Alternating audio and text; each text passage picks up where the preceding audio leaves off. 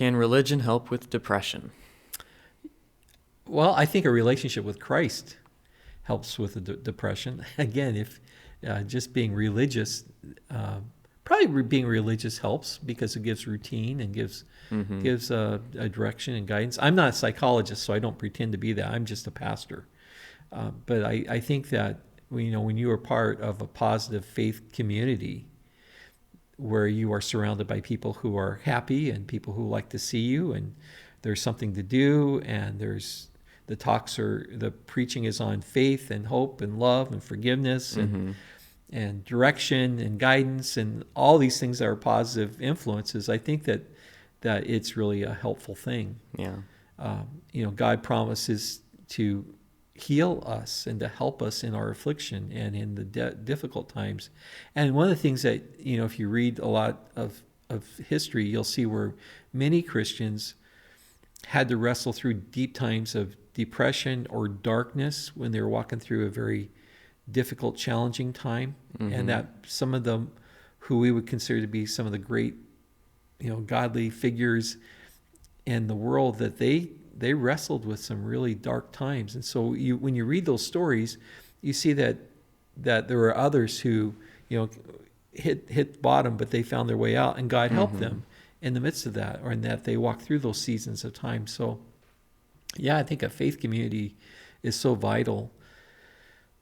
And I think that you have to find a great place where that they know they're preaching God's word, they're speaking God's word, they're growing in their faith, they have a desire to reach out to people who need help, and that you get connected to some people who are friends and who, when you walk through the doors, they recognize you, and that they are excited to see you. I mean, that's one of the things I look forward to every Sunday.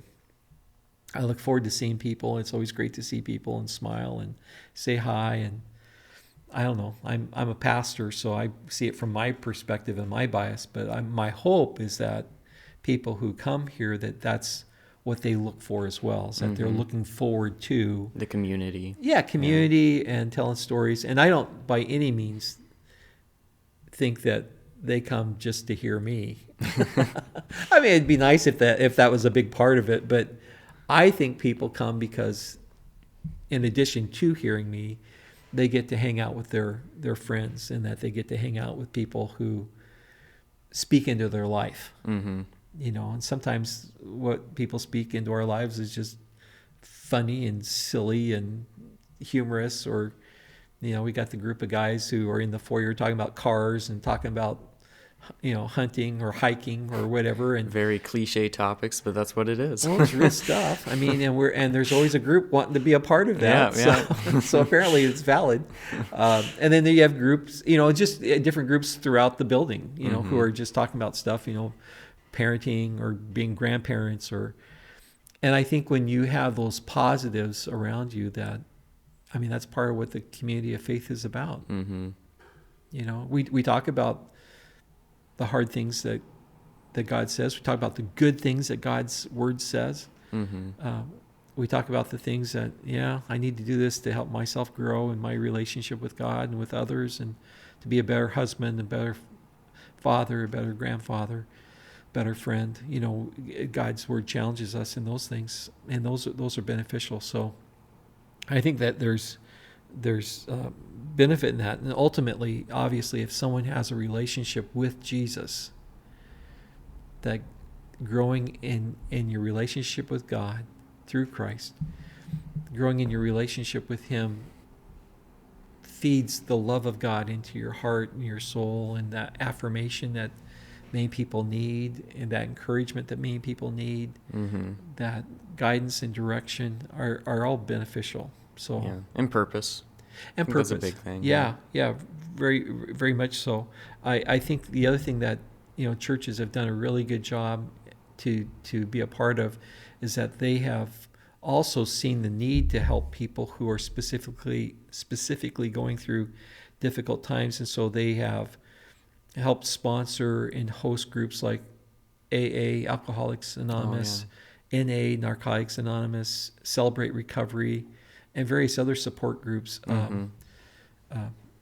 those who have lost a loved one. I can't remember what the name of that particular group is here in our community, but that they just see that there are people who are walking through that stuff, and what a great place to be together to get support with others who are walking through that journey as well. Mm-hmm. So, churches have done a great job to do that, and they see the need and they help, and then they also help people who are walking through financial issues or dealing with parenting issues, or who are homeless and helpless. And so I mean that,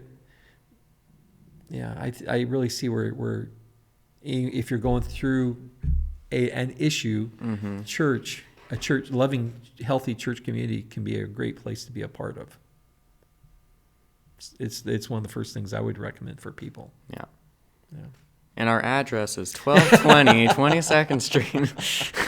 Well, the other thing is that, that's, of course you would say that. You're a pastor. Well, but I've also...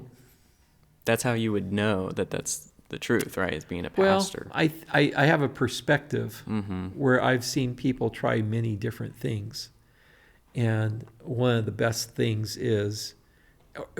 beginning places is this. And then if you need more specialized help, then hopefully you can find someone who can guide you in that direction as well. And we've tried to help people in that way as too. So Mm-hmm. I don't think it's all about just coming and hanging out that makes you better. For some people that might. But for others, you might need some specialized help. And hopefully there's someone that we might know who has a specialty in helping people, whether they be a counselor or a psychologist or psychiatrist or a medical doctor, or someone who can be a great mentor. Mm-hmm. That those